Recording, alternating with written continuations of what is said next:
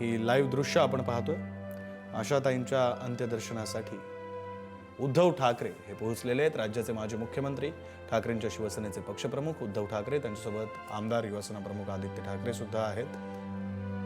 खरं तर आशाताई गेल्या आणि कालपासूनच त्यांचं अंत्यदर्शन घेण्यासाठी राज्यासह देशभरातील मान्यवर मंडळी, मग ती कला क्षेत्रातील असतील, राजकीय क्षेत्रातील असतील, सामाजिक क्षेत्रातील असतील, सर्वच क्षेत्रातील मान्यवर मंडळींची मोठी गर्दी आशाताईंच्या अंत्यदर्शनासाठी होते।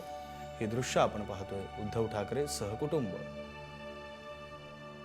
आशाताईंच्या अंत्यदर्शनासाठी, आशाताईंना अखेरचा निरोप देण्यासाठी म्हणून पोहोचलेले आहेत। त्यांच्यासोबत खासदार अरविंद सावंत आहेत, मुंबई महानगरपालिकेच्या विरोधी पक्षनेत्या किशोरी पेडणेकर सुद्धा उपस्थित असल्याचं आपल्याला पाहायला मिळतंय। सर्वच राजकीय पक्षातील नेते, केवळ राजकीय पक्षातील नेतेच नव्हे, केवळ राजकीय मंडळीच नव्हे, तर या व्यतिरिक्त कला क्षेत्र, सामाजिक क्षेत्र, सांस्कृतिक क्षेत्र, सगळ्या क्षेत्रातील मान्यवर मंडळी, तीही केवळ राज्यातील नाही तर देशभरातील मान्यवर मंडळी आशाताईंना अखेरचा निरोप देण्यासाठी, आशाताईंचं अंत्यदर्शन घेण्यासाठी म्हणून कालपासूनच पोहोचत आहेत। आज आशाताईंचं पार्थिव हे त्यांच्या राहत्या घरी ठेवण्यात आलेलं आहे।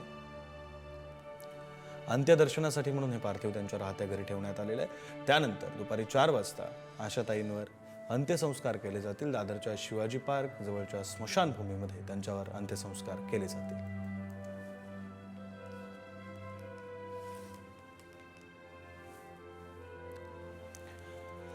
आपल्यासोबत गायिका बेला शेंडे जोडल्या गेलेल्या आहेत। आपण त्यांच्याशी या संदर्भात बोलणार आहोत। बेलाताई, आपलं स्वागत आहे पुढारी न्यूजमध्ये। खरं तर आपण गायिका आहात, तरीही म्हणजे केवळ गायिका म्हणूनच नाही तर प्रत्येक भारतीयासाठी हा मोठा धक्का आहे, अतिशय दुःखाची बाब आहे। मात्र तुम्ही गायिका आहात म्हणून तुमच्या क्षेत्रातलं जेव्हा इतकी मोठी व्यक्ती जाते, काय भावना आहेत आपल्या? प्रचंड मोठा धक्का आहे हा. म्हणजे काल जेव्हा परवा रात्री ही न्यूज आली की त्यांना ऍडमिट केलेलं आहे, तेव्हाच कुठेतरी संपूर्ण भारताचा काळजाचा ठोका चुकला आणि असं वाटलं की काहीतरी चमत्कार होईल आणि उद्या त्या नक्की हम्म आपल्या समोर असतील आणि सगळं सगळं ठीक असेल, याची प्रार्थना रात्रभर संपूर्ण भारताने केली। पण मला वाटतं की कालचा आणि आजचा दिवस हा अत्यंत अतीव दुःखाचा आपल्या संपूर्ण देशासाठी आहे। संपूर्ण देशासाठीच नाही, खरं तर संपूर्ण जगासाठी आहे। जिथे-जिथे आशाताई आहेत, तिथे प्रत्येकाच्या मनात त्यांचं जे स्थान आहे ते अढळ आहे। कारण का दीदी असतील, आशाताई असतील, हे दैवी चमत्कार आहेत आणि दैवी चमत्कार हे सारखे-सारखे कधी हम्म होत नाहीत आणि त्यांच्या गायकीनी जोपर्यंत हे जग आहे तोपर्यंत त्यांच्या आवाजाने, त्यांच्या व्यक्तिमत्वाने त्या कायमच जिवंत राहणार आहेत आपल्या मनात, त्यांच्या स्वरांनी। बेलाताई, आपली काही आठवण आहे ताईंसोबतची, भेट झाल्याची, विशेष अशी काही आठवण जी कायम लक्षात राहिली? संपूर्ण कुटुंबाने कायमच भरभरून प्रेम दिलंय हम्म आणि जेव्हा-जेव्हा मी कुटुंबाला भेटले तेव्हा-तेव्हा त्यांनी आशीर्वादच दिलेला आहे। तसंच आशाताईंना जेव्हा-जेव्हा मी भेटले, 2-3 वेळा तर त्यांना मी कार्यक्रमांच्या माध्यमातूनच भेटले होते आणि तेव्हा ग्रीन रूममध्ये भेटले असताना अ, खूप काय म्हणतो एक सळसळता उत्साह हम्म कायम त्यांच्या आवाजात असलेलं तेज तर होतंच, पण त्याचबरोबर त्यांच्या व्यक्तिमत्वातला जो एक ऑरा होता, एक प्रेम, एक जिव्हाळा, एक काय म्हणतो प्रत्येक गोष्टीला भिडण्याची एक वृत्ती, हम्म ही इतकी प्रकर्षाने दिसायची आणि इतकी अनुभवलेली आहे। अ, त्यांची 2 वाक्य सुद्धा एक आशीर्वाद म्हणून जेव्हा मिळायची, तेव्हा असं वाटायचं की आपण कुठेतरी बरोबर मार्गाला चाललो आहोत। तर अशी ही व्यक्तिमत्व होणं आता फार अवघड आहे. अ, आणि त्यांच्या कार्याला, त्यांच्या व्यक्तिमत्वाला सलाम आहे. कारण आपण काय म्हणतो की अष्टपैलू व्हर्सॅटिलिटी. हम्म खऱ्या अर्थाने व्हर्सॅटिलिटी म्हणजे काय? कारण का त्यांच्या आवाजातली जी फिरत होती, ज्या जागा वळायच्या, तितकाच ठहराव सुद्धा त्यांच्या गाण्यात अनुभवायला मिळायचा। मग ते चैन से हमको कभी सारखं गाणं असेल हम्म किंवा पांडुरंग कांतीसारखा अभंग असेल किंवा एखादा मुजरा असेल, अ, किंवा कतरा कतरा सारखं एखादं गाणं असेल. किती कुठल्या-कुठल्या गाण्यांची नावं घ्यायची. अ, प्रत्येक गाण्याचा बाज ओळखून, गाण्याची काय रिक्वायरमेंट आहे हे ओळखून त्या गाण्याला अप्रोच होणं, संगीतकाराला काय हवंय हे बघून त्या गाण्यात फक्त आपला आवाज फिरतोय म्हणून प्रत्येक ठिकाणी ती फिरत न दाखवता, ठेराव पण तितकाच दाखवणं, हे केवळ अद्वितीय आहे. हा हा चमत्कार आहे आणि त्यांचा गाण्यावरचा विचार, ती प्रगल्भता त्यांच्या गाण्यात शेवटपर्यंत दिसून आली.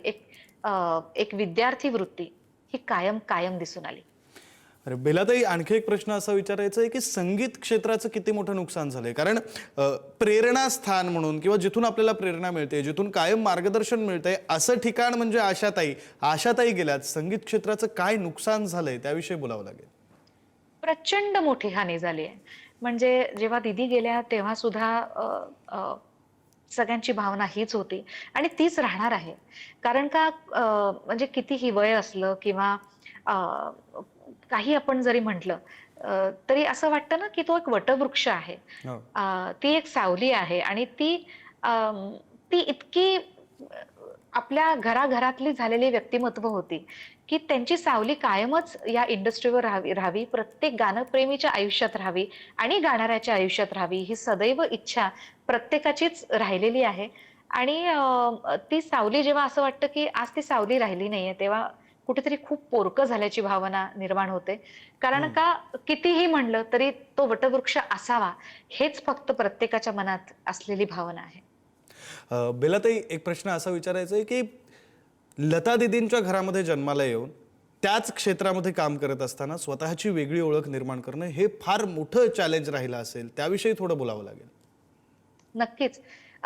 मला वाटतं की दोन्ही चमत्कारच आहेत. दोन्ही दैवी आणि अगदी. अद्भुत चमत्कार आहेत, जे परत होणार नाहीत जगात.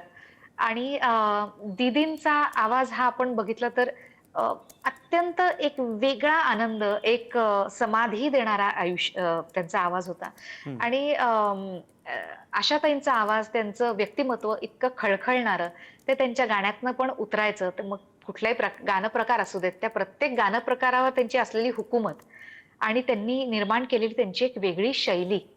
आणि मला वाटतं दीदी काय, आशाताई काय दोघींनी ते आपली संस्कृती, भारतीय संस्कृती ही शेवटपर्यंत टिकवून ठेवली. आपली मराठी संस्कृती अ, अ, ही कायम जतन करून ठेवली आणि तेच संस्कार त्यांनी अनेक पिढ्यांवर पुढच्या केले, की आपली जी संस्कृती आहे ती आपल्या फक्त राहणीमानातनच नाही, तर आपल्या गाण्यातनं सुद्धा त्यांचा असलेला मोकळा आवाज, त्यांच्या आवाजात असलेलं तेज, मग ते एखाद्या वेस्टर्न गाण्यामध्ये पण तितकंच खोलून दिसायचं.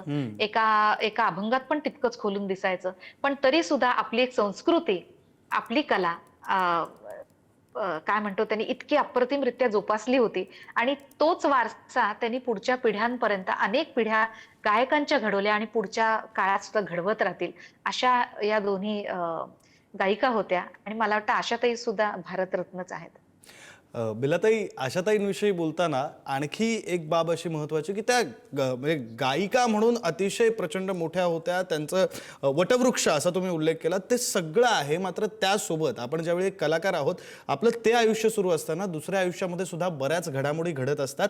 या सगळ्या घडामोडींचा कलाकाराच्या आयुष्यावर कसा परिणाम होत असतो, पण आशाताईंनी तो कधीही जाणवू दिला नाही. म्हणजे अनेकदा असं सांगितलं जातं की पोटात अन्न नसताना आशाताईंनी उत्तम उत्तम गाणी गायलेली आहेत. त्याविषयी खरंय, थोडं खरंय. बोलावं लागेल. बाकीचा संघर्ष आणि गाणं. अगदी खरंय.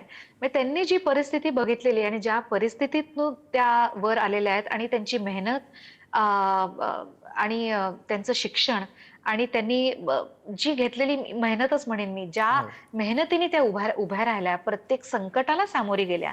मला वाटतं असं काळीज असणं, असं धडाडीचं काळीज असणं आणि प्रत्येक प्रसंगाला, प्रत्येक प्रसंग जो दुःखाचा प्रसंग आहे, त्याला सामोरं जाऊन त्याच्यातून अजून लखलखत्या विजेसारख्या त्या बाहेर आलेल्या होत्या प्रत्येक वेळेला.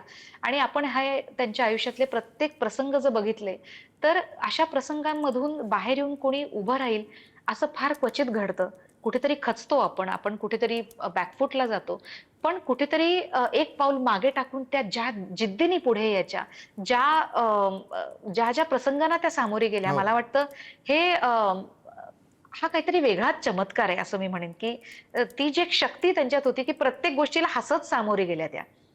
आणि मला वाटतं ही फार फार घेण्यासारखी गोष्ट होती कायमच त्यांच्या आयुष्यातनं.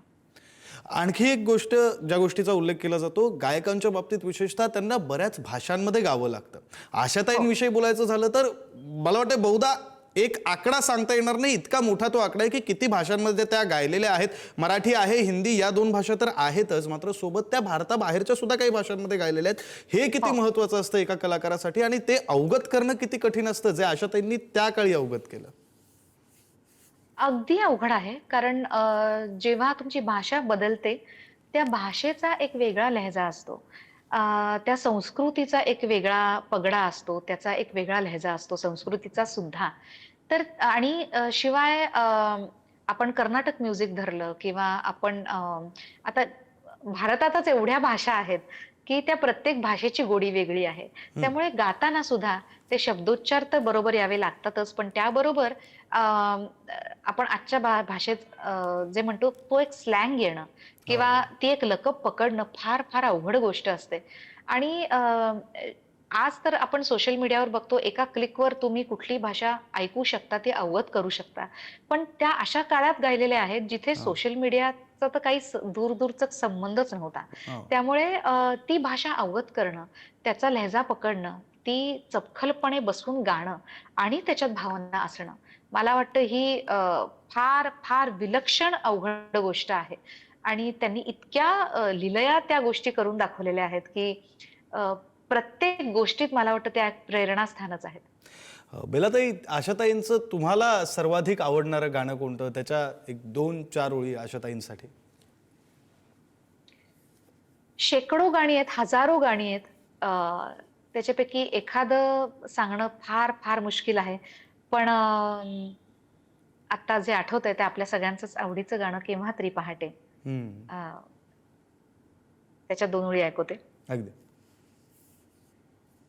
केव्हा तरी पहाटे, केव्हा तरी पहाटे, उलटून रात गेली, मिटले चुकून डोळे, हरवून रात गेली,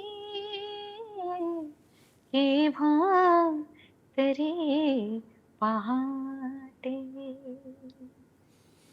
बेलाताई, खरं तर आशाताईंना आदरांजली वाहताना सांगीतिक आदरांजली सर्वोत्तम ठरेल आणि ती सांगीतिक आदरांजली तुम्ही या गाण्याच्या माध्यमातून वाहिलीत असं आपण म्हणूया. खूप खूप धन्यवाद, तुम्ही हा वेळ दिलात, सविस्तर बातचीत पुढारी न्यूजची केलीत, खूप आशाताईंविषयी धन्यवाद. बोललात, आशाताईंच्या आठवणींना उजाळा दिलात यासाठी.